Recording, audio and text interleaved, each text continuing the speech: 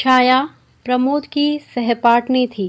प्रमोद नगर के एक प्रतिष्ठित और कुलीन ब्राह्मण परिवार का लड़का था और छाया छाया थी नगर की एक प्रसिद्ध नर्तकी। नर्तकी की इकलौती कन्या छाया। नगर में एक बहुत बड़ा राधा कृष्ण का मंदिर था, जहाँ न जाने कितनी सदाव्रत रोज बट जाता था। सैकड़ों साधु संत मंदिर में पड़े पड़े भगवत भजन करते, मनमाना भोजन करते और करते मनमाना अनाचार। छाया की माँ इसी मंदिर की प्रधान नर्तकी थी। मंदिर को छोड़कर दूसरी जगह वह गाने बजाने कभी न जाती। मंदिर के प्रधान पुजारी की उस पर विशेष कृपा थी, इसलिए उसे किसी बात की कमी न थी। गंगा के किनारे उसकी विशाल कोठी थी, जहाँ से सदा संगीत की मधुर ध्वनि आया करती। नगर के संगीत प्रेमी जब स्वयं ही उसके यहाँ पहुँच जाते तो राज रानी उन्हें निराश न करती, किंतु वह किसी के यहाँ बुलाने पर गाने के लिए नहीं जाती थी। छाया इसी राजरानी की इकलौती कन्या थी। राजरानी की सारी आशाएं इसी कन्या के ऊपर अवलंबित थी। विद्या अध्ययन की ओर छाया की अधिक रुचि देखकर राजरानी ने उसे स्कूल में भर्ती करवा दिया।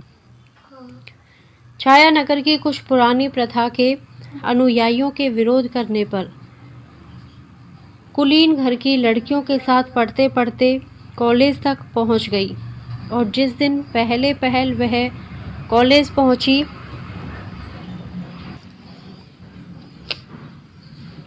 प्रमोद से उसकी पहचान हो गई। यह पहचान ही बनकर ना रह सकी।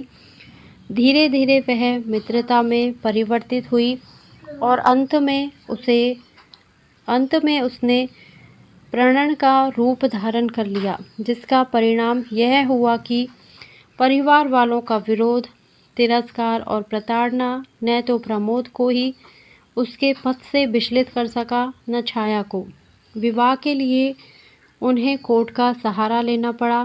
कोर्ट में रजिस्ट्री होने के बाद आर्य समाज मंदिर में उनका विवाह वैदिक रीति से संपन्न हुआ। अग्नि को साक्षी देकर वह दोनों पति पत्नी के पवित्र बंधन में बंध गए। बचपन से ही कुलीन घर की लड़कियों के साथ मिलते जुलते रहने के कारण उनके रीति रिवाजों को देखते देखते छाया के हृदय में एक कुल वधू का जीवन बिताने की प्रबल उत्कंठा जागृत हो उठी। प्रमोद के साथ विवाह सूत्र में बंधकर छाया ने उसी सुख का अनुभव किया। वह एक कुल वधू की ही तरह प्रमोद के इशारों पर नाचना चाहती थी। प्रमोद के नहा चुकने पर अपने हाथ से वह प्रमोद के कपड़े धोती। अभ्यस्त न होने पर भी दोनों समय प्रमोद के लिए वह अपने ही हाथ से भोजन बनाती और थाली परोसने के बाद जब तक प्रमोद भोजन करते वह उन्हें पंखा झला करती। प्रमोद के भोजन कर चुकने के बाद उनकी झूठी थाली में भोजन करने में वह एक अकथनीय सुख का अनुभव करती। इसके पहले इस प्रकार काम करने का उसके जीवन में कभी अवसर न आया था, किंतु धीरे धीरे उसने अपने आप को ऐसा अभ्यस्त कर लिया कि उसे कोई काम करने में कठिनाई ना पड़ती। राजरानी को पुत्री की परिस्थितियों का पता लगता ही रहता था। वह सोचती कि मेरे साथ रहकर छाया यहाँ रानियों की तरह हुकूमत कर सकती थी।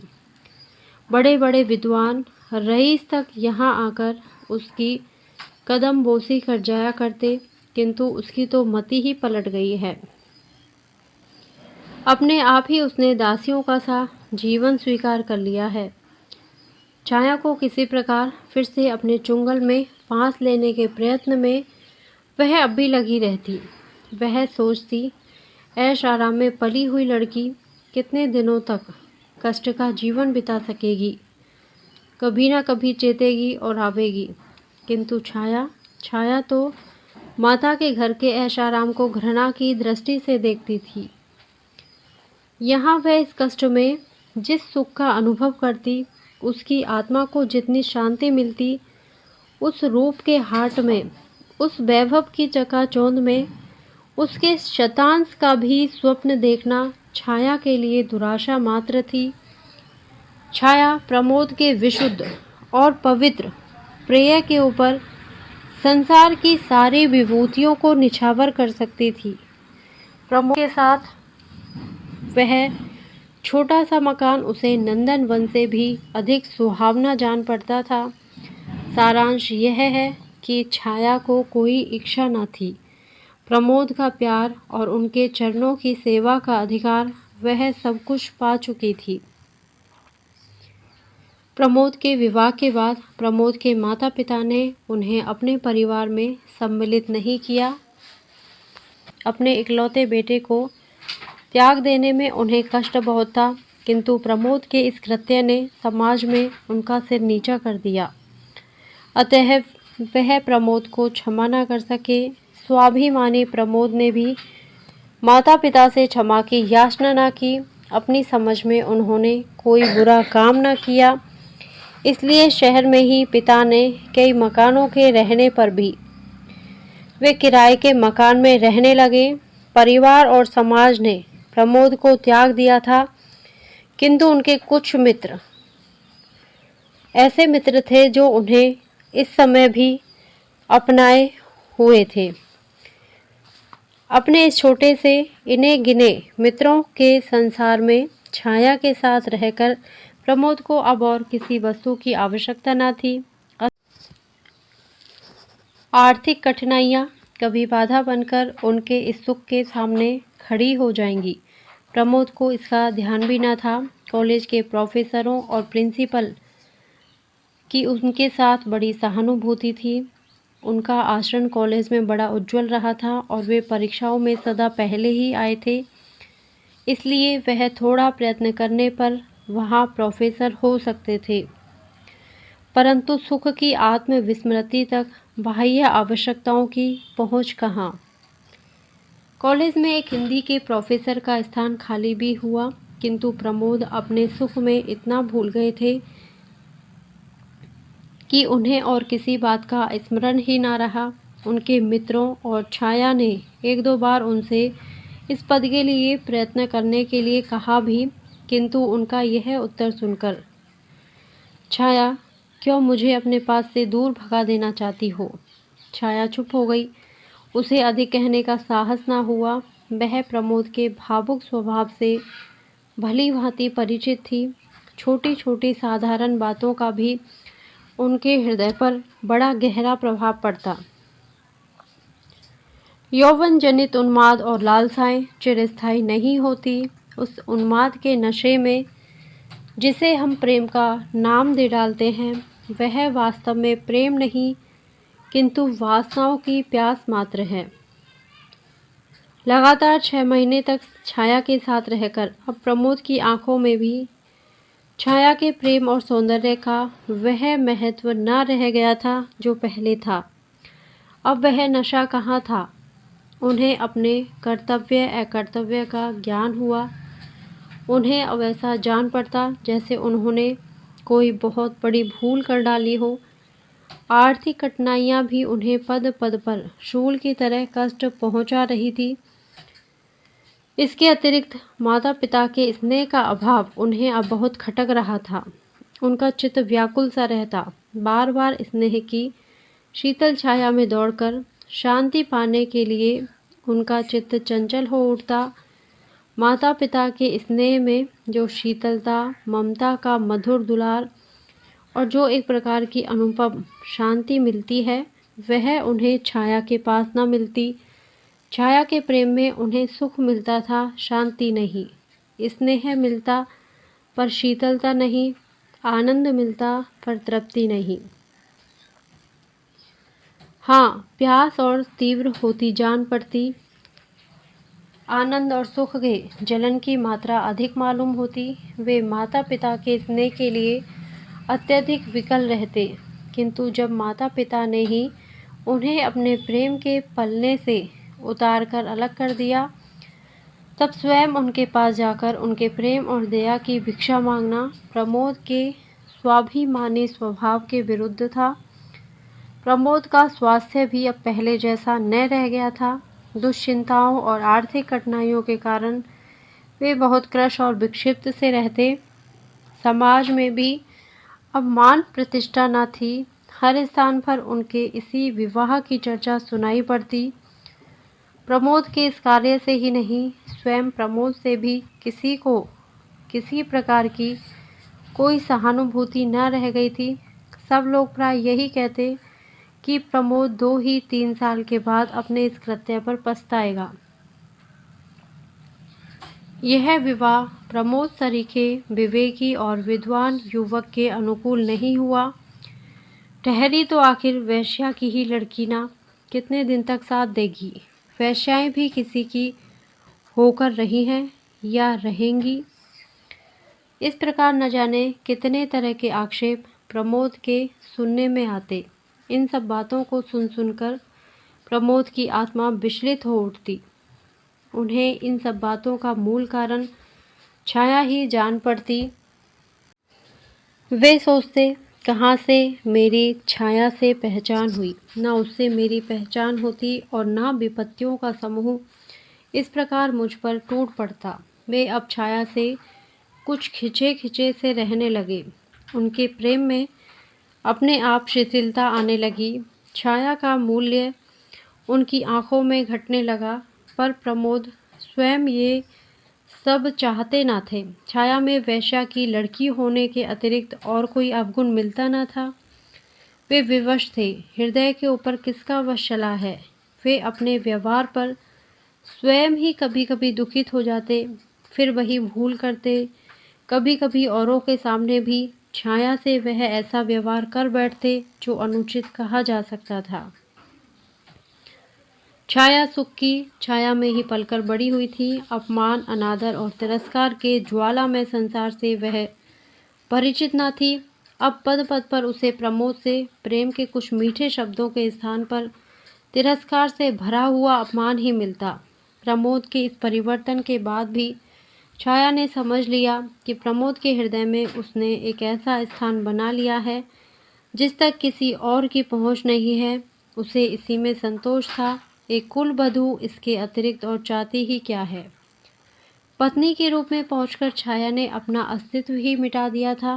प्रमोद के चरणों में उसके लिए थोड़ा सा स्थान बना रहे, यही उसकी साधना थी। और इस साधना के बल पर ही वह प्रमोद का किया हुआ अपमान और तिरस्कार हंसकर सह लेती थी।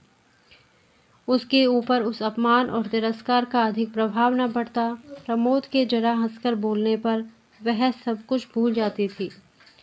उसे कुछ याद रहता तो केवल प्रमोद का मधुर व्यवहार।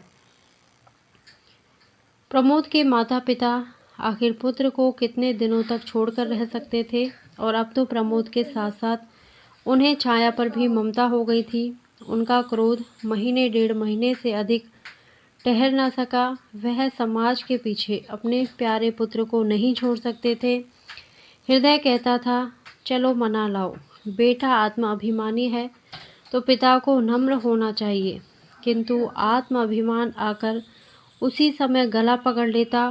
पुत्र के दरवाजे स्वयं उसे मनाने के लिए जाना उन्हें अपनी प्रतिष्ठा के अनुकूल न जान पड़ता। फिर पुत्र ही तो है, यदि वह पिता के पास आ जाए तो क्या उसकी शान में फर्क आ जाएगा। सारांश यह कि चंद्रभूषण और सुमित्रा अब बहू बेटे के लिए व्याकुल होते हुए भी उन्हें बुला ना सके। एक दिन एक व्यक्ति ने आकर कहा कि प्रमोद बहुत दुबला हो गया है और कुछ बीमार सा है। माता का हृदय पानी पानी हो गया। उसने उसी समय एक नौकर के हाथ कुछ रुपए भेजकर कहला भेजा कि प्रमोद आकर उनसे मिल जाए। रुपए तो प्रमोद ने ले लिए क्योंकि उन्हें आवश्यकता थी, परंतु वे घर न जा सके। उन्होंने समझा माँ ने पिता की चोरी से घर में बुलवाया है, इसलिए जिस घर में वे पैदा हुए, जहाँ के जलवायु में पढ़कर इतने बड़े हुए, उसी घर में चोर की तरह जाना उन्हें भाया नहीं। वे नहीं गए, जाना अस्वीकार कर दिया। इससे सुमित्रा को बड़ा दुख हुआ।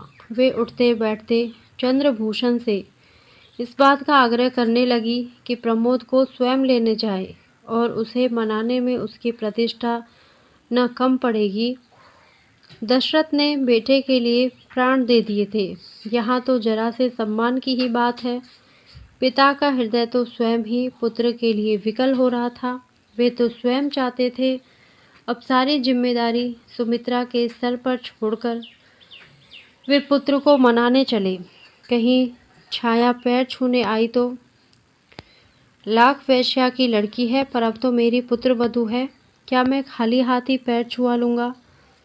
सराफे की ओर घूम गए। वहाँ एक जोड़ी जड़ाऊ कंगन खरीदे और जेब में रखकर 10 कदम भी न चल पाए थे कि सामने से प्रमोद आते हुए दिखे। चंद्रभूषण के पैर रुक गए। प्रमोद भी ठिठके। झुककर उन्होंने पिता के पैर छू लिए। चंद्रभूषण की आंखों से गंगा जमुना बह निकली। प्रमोद के भी आंसू न रुक सके। दोनों कुछ देर इस प्रकार आंसू बहाते रहे। कोई बातचीत ना हुई। अंत में गला साफ करते हुए चंद्रभूषण ने कहा, चलो घर बेटा, तुम्हारी अम्मा दिन रात तुम्हारे लिए रोया करती है। प्रमोद ने कोई आपत्ति न की, चुपचाप पिता के साथ घर चले गए। उस दिन वे बहुत रात घर लौटे। उनकी बाट जोहते जोहते छाया भूखी प्यासी सो गई थी। जब प्रमोद अपने कमरे में पहुंचे तो 12 बज रहे थे। इस समय को जगाना उन्होंने उचित नहीं समझा। विलंब से लौटने का दुख था, जबकि वे भोजन कर चुके थे और छाया उनकी प्रतीक्षा में भूखी ही सो गई थी। उन्हें छाया के ऊपर दया आई। उसके सिर पर हाथ फेरते फेरते वे नींद की प्रतीक्षा करने लगे। छाया गाढ़ी निद्रा में सोई थी। उसके चेहरे पर कभी हंसी और कभी विषाद की रेखा खिंच जाती। प्रमोद यह देख रहे थे। आज उन्हें अपने कटु व्यवहार तीर की तरह चुभने लगे। इसी सोच विचार में वे सो गए। छाया की भी नींद खुली। घड़ी की ओर देखा, 1:30 बज रहे थे। पास ही प्रमोद सुख की नींद ले रहे थे। वह बड़ी व्याकुल हुई। उसने अपने आप को न जाने कितना धिक्कारा। ऐसी नींद भी भला किस काम की। वे आए और भूखे प्यासे सो रहे और यह निगोड़ी आंखें ना खुली। यह सदा के लिए बंद ना हुई। कभी ना कभी खुलने के ही लिए तो मुंदी थी, फिर खुलने के समय पर क्यों ना खुली। इस प्रकार अनेक विचार उसके मस्तिष्क में आ आकर उसे विकल करने लगे। छाया फिर सो ना सकी। बाकी रात उसने करवट बदलते बदलते बिता दी। सवेरे उठकर उसने प्रमोद का कोट टटोला। उसकी जंजीर ज्यों की त्यों पड़ी थी। दूसरी जेब में 25 रुपये भी थे। जंजीर बेची भी नहीं, गिरवी भी नहीं रखी। फिर ये रुपये कहाँ से आए। प्रयत्न करने पर भी छाया इस उलझन को सुलझा ना सकी। सवेरे प्रमोद सोकर उठे तब उनका चेहरा और दिनों की अपेक्षा अधिक प्रसन्न था। उठने पर उन्होंने छाया से पिता की मुलाकात, अपने घर जाने की बात और वहाँ के सब लोगों के व्यवहार और बर्ताव सभी बतलाए। छाया सुनकर प्रसन्न हुई, किंतु उस घर में छाया भी प्रवेश कर सकेगी या नहीं, न तो इसके विषय में प्रमोद ने कुछ कहा और न छाया ने ही कुछ पूछा। पूछने का साहस ही नहीं हुआ। अब प्रमोद की दिनचर्या बदल गई। वह सवेरे से ही उठते अपनी माँ के पास चले जाते, वहीं हाथ मुँह धोते, वहीं दूध पीते, फिर अखबार पढ़ाते, मित्रों से मिलते जुलते। वे करीब 11 बजे घर लौटते। इस समय उन्हें घर आना ही पड़ता, क्योंकि छाया उन्हें भोजन कराए बिना खाना नहीं खाती थी। छाया को अब प्रमोद के सहवास का अभाव बहुत खटकता था, किंतु वह प्रमोद से कुछ कह ना सकती थी। वह ऐसा अनुभव करती जैसे प्रमोद के चरणों पर अपना सर्वस्व निछावर करके वह प्रमोद को उस अंश तक नहीं पा सकती है जितना एक सहधर्मिणी का अधिकार होता है। इस प्रकार 6 महीने और बीत गए। आज वही तिथि है जिस दिन छाया और प्रमोद विवाह के पवित्र बंधन में बंधकर एक हुए थे। वह आज बड़ी प्रसन्न थी। सवेरे उठते ही उसने स्नान किया, एक गुलाबी रंग की रेशमी साड़ी पहनी, जो कुछ आभूषण थे वह सब पहनकर वह प्रमोद के उठने की प्रतीक्षा करने लगी। प्रमोद उठे और उठकर प्रतिदिन के नियम के अनुसार पिता के घर जाने लगे। छाया ने पहले तो उन्हें रोकना चाहा, किंतु फिर सोचकर बोली, आज जरा जल्दी लौटना। क्यों, कोई विशेष काम है? प्रमोद ने पूछा। आज अपने विवाह की वर्षगांठ है, कुछ प्रसन्नता और कुछ संकोच के साथ छाया ने उत्तर दिया। होगी, उपेक्षा से कहते हुए प्रमोद ने साइकिल उठाई और वे चल दिए। छाया की आंखें डबडबा आई। वह कातर दृष्टि से प्रमोद की ओर तब तक देखती रही जब तक वे आंखों से ओझल ना हो गए हों। फिर भीतर आकर अन्य मनस्क भाव से घर के कामकाज में लग गई। भोजन में आज उसने कई चीज़ें जो प्रमोद को बहुत पसंद थी बनाई, किंतु इधर भोजन का समय निकल जाने पर भी प्रमोद घर न लौटे तो वह चिंतित सी हुई। उससे रहा न गया। उठकर वह प्रमोद के घर की तरफ चली। जहाँ जाना नहीं चाहती थी वहीं गई, जो कुछ न करना चाहती थी वही किया। घर के सामने पहुंचकर उसने देखा कि चंद्रभूषण तख्त पर बैठे हैं। छाया को देखते ही वे कुछ स्तंभित से हुए, किंतु तुरंत ही आदर भाव प्रदर्शित करते हुए बोल उठे, आओ बेटी, कैसे आई हो? आओ बैठो। छाया को ससुर से इस सद्व्यवहार की आशा न थी। वह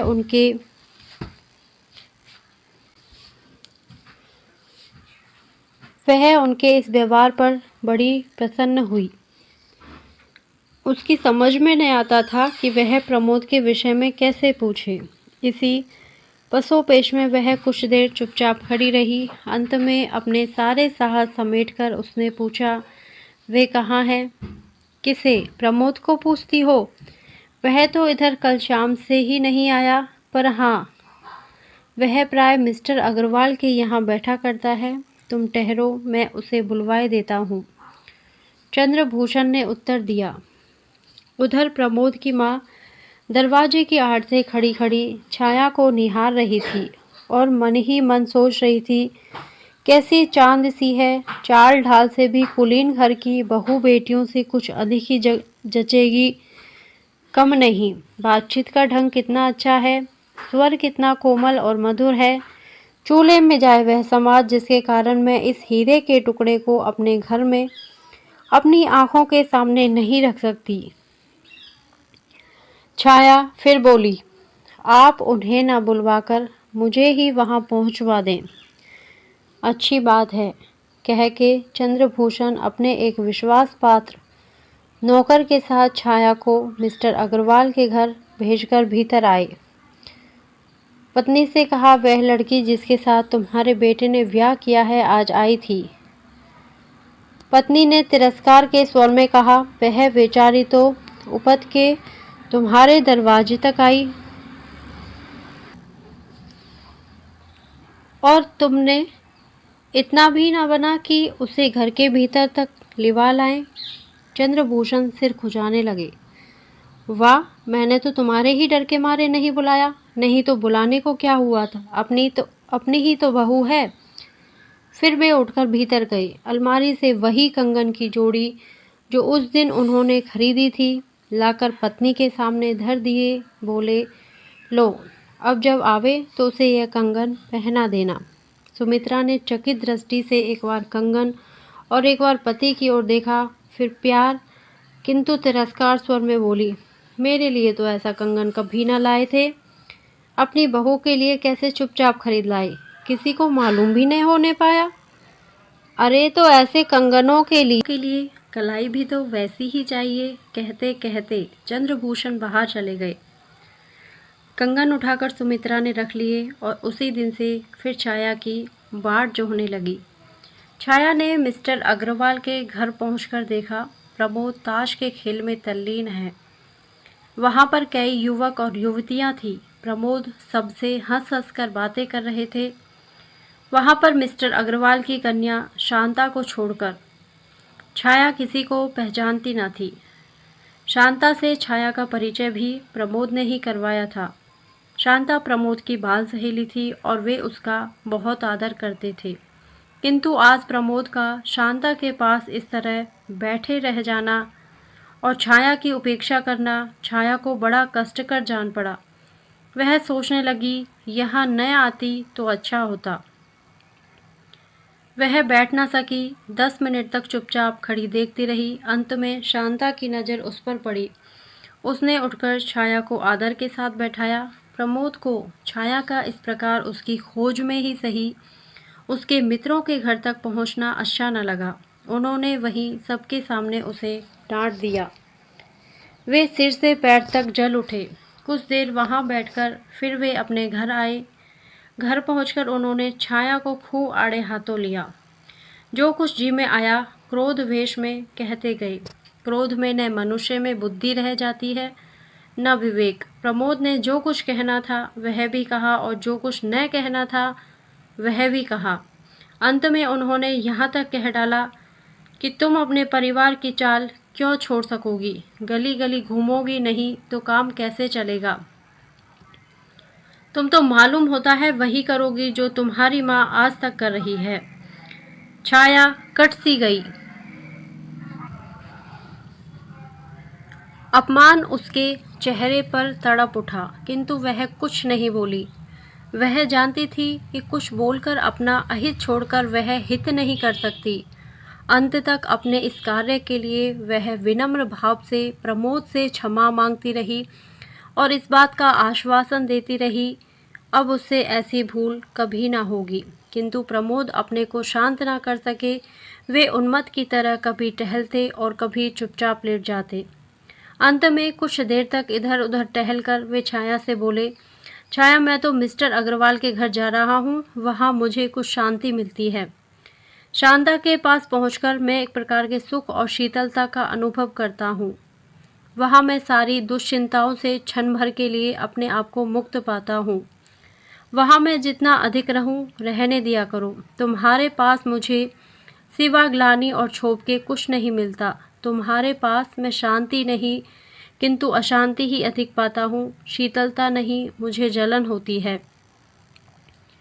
और यह सच तो है छाया कि अब मैं तुमसे घृणा करने लगा हूँ। तुम्हारी माँ के घर की दासी का आना जाना मैं संदेह की दृष्टि से देखता हूँ। मुझे तुम्हारे ऊपर विश्वास नहीं रह गया है। अब तुम मेरे पीछे मत पड़ो। तुम्हें स्वतंत्र किए देता हूँ। तुम चाहो तो अपनी माँ के पास जाकर सुख से रह सकती हो। मैंने तो तुम्हारे साथ इतने दिनों तक रहकर बस पाया, बस अब और अधिक मुझे अपने साथ रहने के लिए विवश मत करो। रोने धोने का मुझ पर कोई असर नहीं होगा। जहाँ मैं थोड़ी शांति पाता हूँ वहाँ जाने दो। कहते हुए प्रमोद बाहर चले गए। छाया वही धरती पर लौट कर फूट फूट कर रोने लगी। आज उसे मालूम हुआ कि वह कितनी असहाय, कितनी विवश और कितनी दुर्बल है। संसार उसे शून्य सा होता हुआ जान पड़ा। उसे ऐसा लगता था जैसे उसका सर्वस्व कोई बरबस उससे छीने लिए जाता हो। वह चीख पड़ी और रोते रोते बेहोश हो गई। पड़ोस की कुछ स्त्रियों ने आकर उसके मुंह पर पानी के छींटे दिए। छाया उठ बैठी। उस दिन वह भोजन न कर सकी। इस प्रकार विवाह की पहली वर्षगांठ संपन्न हुई। प्रमोद बहुत रात घर लौटे। छाया तब तक सोई न थी। वह अब भी रो रही थी। छाया की अवस्था पर प्रमोद को दया आ गई। उन्हीं की ओर से इस संग्राम की संधि का प्रस्ताव पेश हुआ। सुलह हुई और दोनों ने साथ भोजन किया। रात अच्छी कटी, किंतु सवेरे से फिर वही रफ्तार बेरंगी जो पहले थी सो अब भी आरंभ हो गई। प्रमोद फिर कुछ तेज बातें कह के चल पड़े और छाया रोती रह गई। राजरानी अपनी पुत्री की दुरावस्था के विषय में प्रतिदिन सुना करती। उसने फिर अंतिम शस्त्र फेंका। दासी से कहला भेजा, अभी भी कुछ बिगड़ा नहीं है। छाया चाहे तो आकर मेरे साथ सुख से रह सकती है। यह इतनी बड़ी कोठी और लाखों की संपत्ति उसी की है, वह इतना कष्ट क्यों झेल रही है? अभी उसकी माँ तो जीवित है। इतना तो सोचे। छाया ने उसके उत्तर में माँ को कहला भेजा, मेरी नसों में सीता और सावित्री का खून दौड़ रहा है। मैं आर्य महिला हूँ, मैं अपने पति के चरणों को छोड़कर नहीं जा सकती। सीता और सावित्री का महान आदर्श मुझसे कहता है कि पति ही मेरा परमेश्वर है। पति को छोड़कर स्त्री की कहीं दूसरी जगह गति नहीं हो सकती। उसने कहा कि मेरी माँ तो मर चुकी है, मैं उन्हें अपनी माँ नहीं समझती। मेरी माँ होती तो मेरी ही तरह पवित्र जीवन बिताती। इस उत्तर से राज रानी के स्वाभिमान को धक्का सा लगा। उसने सोचा अभी और ठोकरें खाने के बाद उसकी अकल ठिकाने आएगी, तब अपने आप चली आएगी। जैसे ही दासी घर से बाहर निकली, प्रमोद ने घर में प्रवेश किया। वह सिर से पैर तक जल उठे। घर के अंदर जाते ही उन्होंने बेकसूर ही सारा क्रोध छाया पर उतार दिया। छाया के हर छोटे छोटे कार्य को अब वे संदेह की दृष्टि से देखते थे। उन्हें उसके ऊपर विश्वास न रह गया था। उसकी हर एक भावभंगी में उन्हें कुछ छल, कुछ धोखा दृष्टिगोचर होता था। उन्होंने दासी के आने का कारण पूछा और छाया के सच सच कह देने पर भी वे विश्वास न कर सके। क्रोध में उन्मत्त से हो रहे थे। क्रोध के साथ बोले, छाया तुम जाओ अपनी माँ के साथ रहो, मेरा पिंड छोड़ दो। तुम्हारे साथ रहने से मुझे कष्ट भर होता है और कुछ नहीं। मैं अपने आप तो तुम्हें छोड़ नहीं सकता। तुम अपने आप ही अपने माँ के पास चले जाओ तो मेरे ऊपर किसी प्रकार की जिम्मेदारी न रह जाएगी। मेरा कहना मानो, मुझे इस बंधन से मुक्त कर दो छाया। तुम भी सुख से रह सकोगी, मैं भी सुख से रह सकूंगा। छाया ये बातें चुपचाप सुन रही थी। उसकी आंखों से आंसू बहते जाते थे। उसने हिचकियों के साथ कहा, प्रमोद, तुम बंधन से मुक्त होना चाहते हो तो मैं कर दूंगी। व्यंग और उपेक्षा की हंसी के साथ प्रमोद ने कहा, हाँ यही तो मैं चाहता हूँ छाया, मुझे बंधन से मुक्त कर दो। जिस दिन तुम मेरी इसी की इतनी बात मान लोगी, मुझे बड़ी शांति मिलेगी। शाम को घर लौटकर प्रमोद ने देखा छाया अपने जीवन की अंतिम सांसें ले रही थी। उसकी आंखें कदाचित एक बार प्रमोद को देख लेने की प्रतीक्षा में खुली थी। प्रमोद के आते ही एक हिचकी के साथ उसकी आंखें सदा के लिए बंद हो गई। प्रमोद पागलों की तरह छाया की लाश पर गिर पड़े। आज भी प्रमोद नन्ही सी पोटली जिसमें छाया का चित्र और उसका अंतिम पत्र है, बड़ी सावधानी से हृदय से लगाए हुए नगर के सुनसान स्थानों में या खंडरों में देखे जाते हैं। वे ना कभी किसी से बोलते हैं और ना किसी की बात का उत्तर देते हैं। हाँ, अपने आप ही वे कभी कभी एक विचित्र प्रकार की आवाज़ से कुछ कहते हैं जिसको बस वे ही समझते हैं और कोई नहीं। धन्यवाद। यदि आपको ये कहानी अच्छी लगी हो तो प्लीज़ मेरे वीडियो को लाइक करें, शेयर करें और मेरे चैनल को सब्सक्राइब करें। Thank you.